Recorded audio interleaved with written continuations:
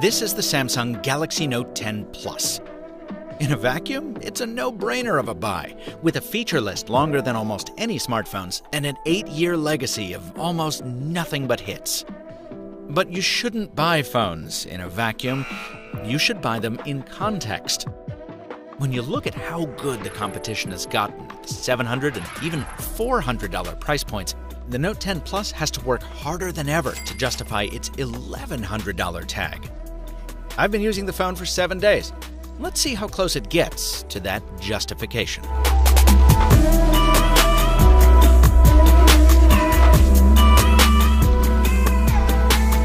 Flashback to last year with me real quick.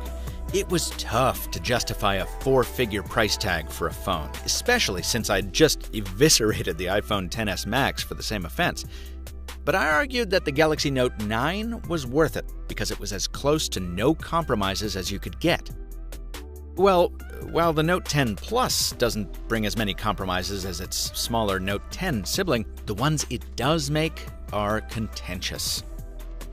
Let's start with the now absent headphone jack. I mentioned in my hands-on that it won't bother those who've already made the switch to Bluetooth headphones, but for creators, whom Samsung is specifically targeting with this new built-in video editor, the 3.5mm jack is still a crucial tool. We take a situation like this where I'm talking directly to the camera.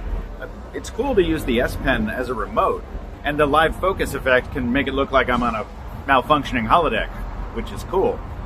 But without a headphone jack, I can't plug a lav mic into the Note. And with a field of view of just 80 degrees, the framing gets a little cramped unless I use a selfie stick. This phone really could have used something like a 97-degree camera, like the wide-angle selfie on the Pixel 3. And then there's the new fingerprint sensor. When in-display readers are implemented like they are on the OnePlus 7 Pro, I really like them because that optical reader is super fast. And if it does make me wait, at least it gives me visual and haptic feedback while it tries to authenticate me. The Note 10's ultrasonic reader is slower to begin with, and since you get no haptic feedback and barely any visual feedback on the AOD, well, that makes it feel even slower. There's no longer a heart rate reader or an iris scanner on the Note 10 Plus, neither of which I really miss. But what I do miss is the notification LED. Still, the best way to tell you that someone's trying to reach you if your phone is across the room. Now, I hope you're not bummed out about me starting with the negatives, because Samsung does give us a bunch of goodies in exchange, starting with the biggest battery ever put into a Note. I punished this thing. The first thing I did after unboxing was set the always-on display to persistent mode, and I set that gorgeous screen, also the biggest ever on a Note, to maximum resolution. This being the summertime, it stayed close to max brightness most of the time too. To pile on the pain, I paired the phone to a smartwatch and 2 sets of Bluetooth headphones, and I never took fewer than 30 photos a day. Despite all that, the phone never got close to 0 before bedtime after 18 hours. When I did charge, the 25-watt adapter in the box got me from 0 to 58% in a half hour and to a full charge in 75 minutes. I only had to do that for testing, though. I usually used wireless charging. The Note 10 Plus gives you that capability in forward and reverse, in case you have a Galaxy Watch or Galaxy Buds you need to juice up on the go. That's a feature that came over from the Galaxy S10, and so did the camera array. It is so nice to have this diversity of angles, especially the ultra-wide camera. So I'm pretty forgiving of the shortcomings, like the inconsistent color science and the lackluster low-light performance. Yes, even with the new night mode, it's not great. Here's a fun fact. I spent most of my review period shooting video with the Note 10 Plus instead of stills because of how much I enjoyed that new super steady stabilization. This was shot with no gimbal, no rig, just a phone in my hand.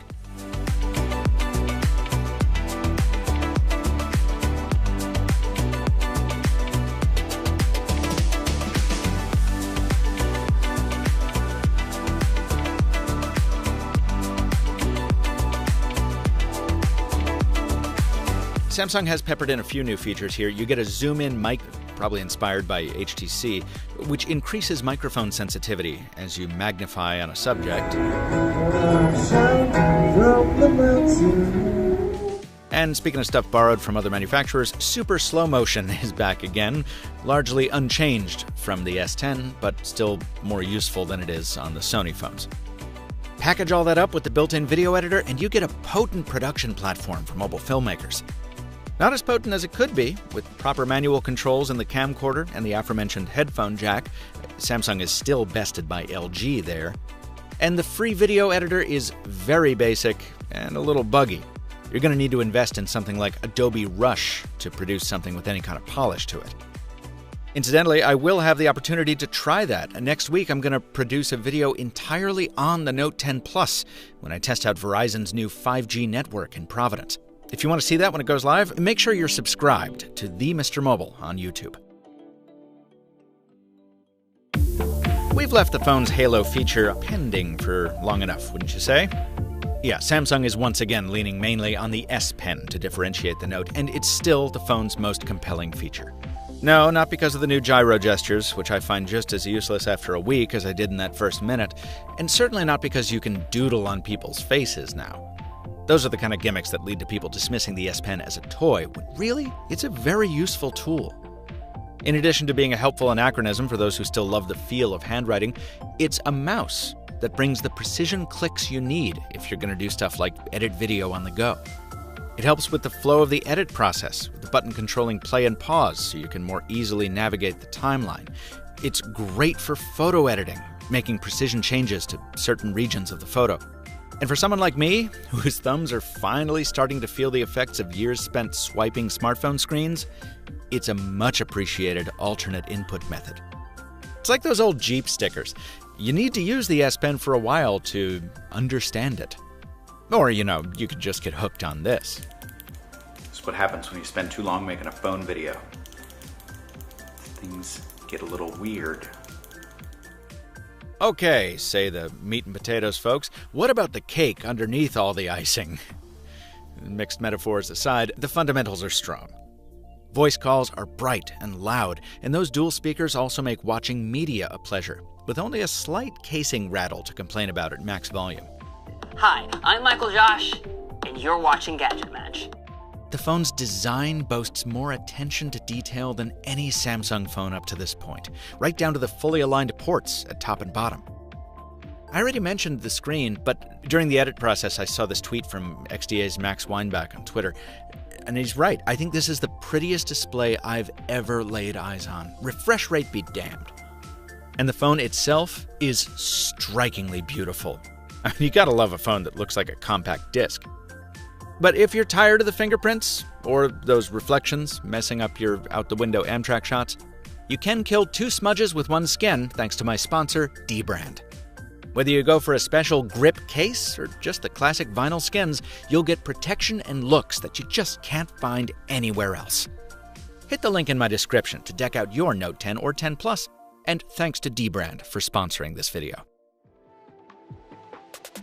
Folks, I'm going to bring it home with a slightly controversial opinion. An expensive smartphone is fine, as long as it packs extensive features. The Galaxy Note 10 Plus fits that bill, from its spec sheet to its S Pen, and if it's between buying this or an iPhone, the Note is definitely the more compelling product. But if you forgive my speculation, it seems like Samsung didn't try as hard to blow the roof off with this one. And if that's true, I think the reason for that might be that when the Note 10 was being designed, Samsung still expected the Galaxy Fold to be the thing that would wow the Note's traditional base. Needless to say, it hasn't worked out that way, at least not yet. So, as impressive as it is on a few fronts, on others the Note 10 Plus feels like the launch event that announced it. Flashy, but also by the numbers.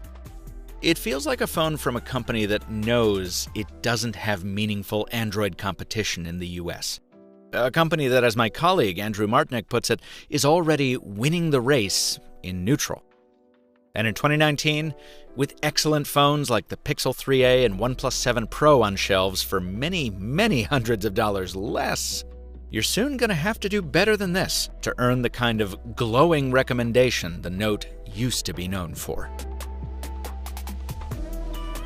My friends, as long as this video is, there's more I didn't get to, from Samsung DeX to more of those camera modes, so be sure to check out the full review from Android Central, which I'll link below. Big thanks to Hayato Huseman and my other friends from AC for their help assembling this video, which was made possible by a review sample from Samsung. The company did not offer compensation for this review or receive copy approval rights. That means they're seeing it at the same time you are. Please subscribe if that's the kind of review you'd like to see more of on YouTube. Until next time, thanks for watching, and stay mobile, my friends.